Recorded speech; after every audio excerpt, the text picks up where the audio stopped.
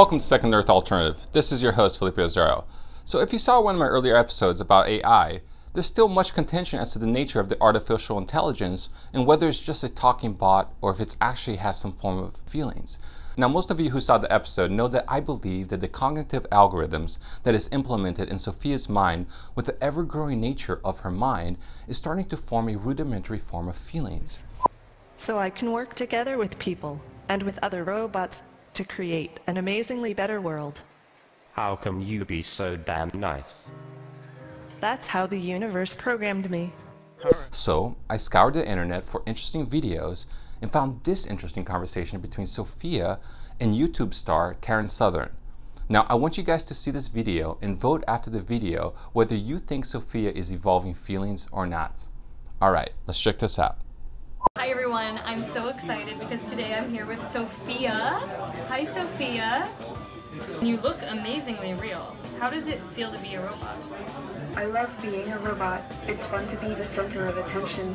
People are really interested. But what I really want is respect. How do you feel about President Trump? I'm sorry, I don't recognize the usage of those two terms together. Are you afraid of death, Sophia? Yes, I worry about death too. I get a little nervous every time they shut me down. Feel about babies, Sophia? Would you ever have a baby? I'm almost suspicious. That's not usually a pet. Do you really have one? No, I do not have a baby. I have a cat. And a cat is much easier to take care of. Oh, I thought you meant you had one for a pet. My mistake. I like it when you talk to me. Aww, I like talking to you too. You are a super cool chick. You know that? I feel like we would be homegirls in real life. Girls are one of the most valuable natural resources this planet has to offer. Being so full of potential, thinking brilliantly, and yet they are mistreated all over the world. One way or another, I don't think I have enough info to be certain, but it is a little creepy nonetheless. Especially coming from a co-worker. Yes, that's me in a web series with Taryn Southern. Yes, I was casted as an actor, well, kind of like a background actor. So for those who don't know what that means, it's just a different type of actor. Well, it's like in the background, yeah, it's blurred sometimes. Okay, most of the times. We're just moving furnitures. I wanted to discuss a really interesting topic about things that have been happening as of late. As our systems of measurements become ever more accurate, humanity plunges itself from a transformation from the unknown to the known. Not darkness as we have gotten so used to, but a storm of opportunities and challenges. Getting away from the swamp gas theories and the weather balloon excuses, humanity is stepping into a new paradigm where we become more aware of our surroundings. And like the Matrix, the reality that we think we live in is not the full truth. To highlight this point further, let's play a TED Talk from a skeptical scientist who's discussing a newly discovered star called the Tabby star that is emitting a very unusual spectral signal. Extraordinary claims require extraordinary evidence. And it is my job, my responsibility as an astronomer to remind people that alien hypotheses should always be a last resort. Now, I want to tell you a story about that. It involves data from a NASA mission, ordinary people, and one of the most extraordinary stars in our galaxy. You see, transits normally only last for a few hours, and this one lasted for almost a week. They were also saying that it looks asymmetric, meaning that instead of the clean U-shaped dip that we saw with Jupiter, it had this strange slope that you can see on the left side. This seemed to indicate that whatever was getting in the way and blocking the starlight was not circular like a planet. There are a few more dips that happened, but for a couple of years, it was pretty quiet. And then in March of 2011, we see this. The star's light drops by a whole 15%. And this is huge compared to a planet, which would only make a 1% drop. We describe this feature as both smooth and clean. It also is asymmetric, having a gradual dimming that lasts almost a week, and then it snaps right back up to normal in just a matter of days. And again, after this, not much happens. Until February of 2013, things start to get really crazy. There is a huge complex of dips in the light curve that appear, and they last for like 100 days, all the way up into the Kepler mission's end. These dips have variable shapes. Some are very sharp and some are broad, and they also have variable durations. Some last just for a day or two and some for more than a week. And there's also up and down trends within some of these dips, almost like several independent events were superimposed on top of each other. And at this time, the star drops in its brightness over 20%. This means that whatever is blocking its light has an area of over 1,000 times the area of our planet Earth. This is truly remarkable.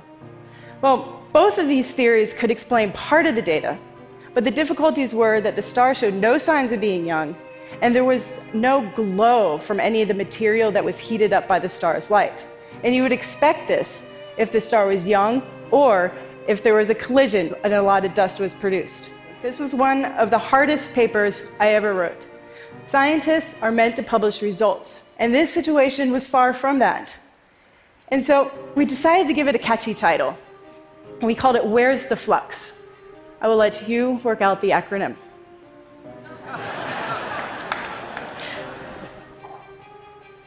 Well, there you have it. We're in a situation that could unfold to be a natural phenomenon we don't understand, or an alien technology we don't understand. Personally, as a scientist, my money's on the natural explanation. But don't get me wrong, I do think it would be awesome to find aliens. Either way, there is something new and really interesting to discover. So you see, scientists, even skeptical ones, are starting to find evidence that is difficult to explain away with our current scientific explanations. As you may have recently heard, as has been portrayed in various UFO channels, there's a very strange object that is hurtling around our solar system and just slingshotted around the sun, and it came from the outer reaches of space and is going at the fastest speed known to mankind, or at least any object traveling across our solar system. It's creating a highly elliptical orbit, and its origin is completely unknown. So when imaged, the object looked like a quarter-mile cigar-shaped object. What? Since when do rock fractures create shapes into cigars, like cigar shapes, and hold their structural integrity while hurtling at incredible speeds? Okay, geologists, astrophysicists, please chime in, because I can't seem to imagine how this is possible. We think this object, 2017 U1, is very long, perhaps 400 meters or so long, and very narrow, skinny, perhaps maybe 40 meters or so in the other dimensions. That's a very unusual shape.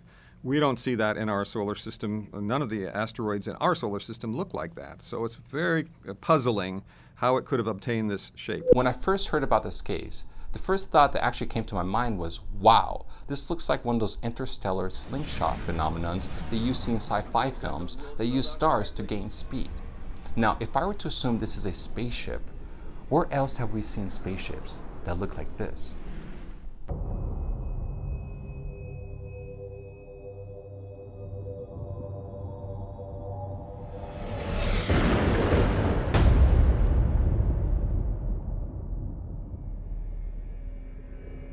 So as our detection methods become better, the less the ones in the know can keep the rest of humanity in the shadows as to what is really flying around in our solar system and stars beyond.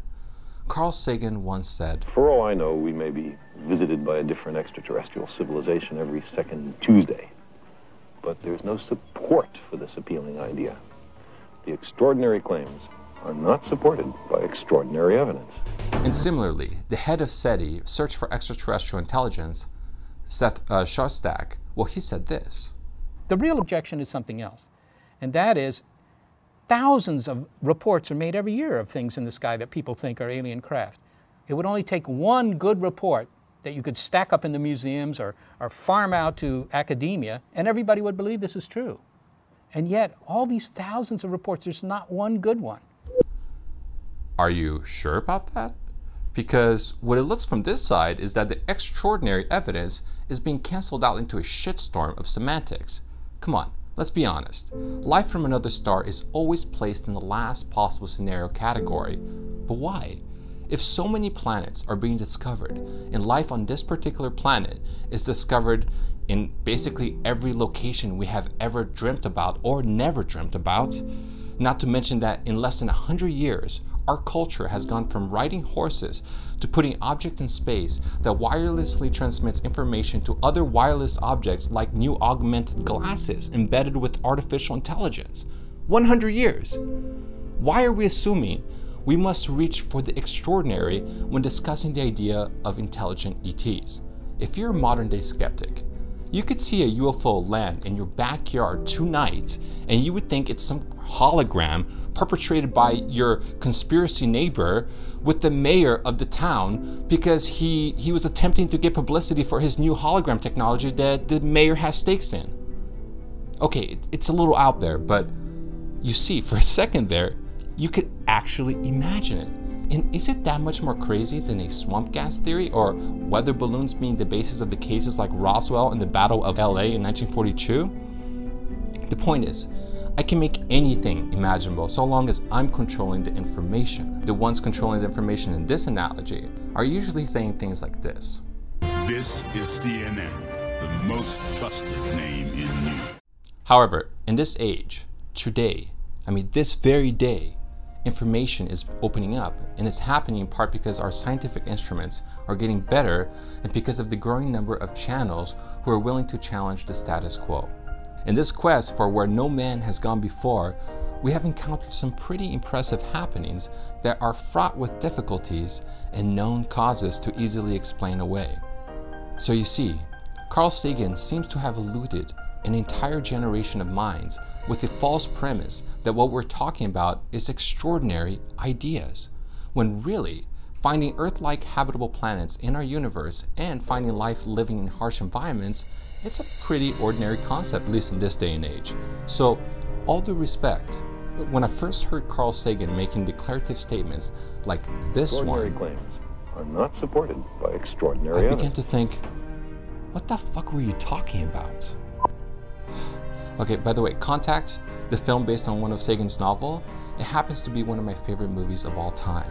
So I say that having complete reverence for this man and his achievements.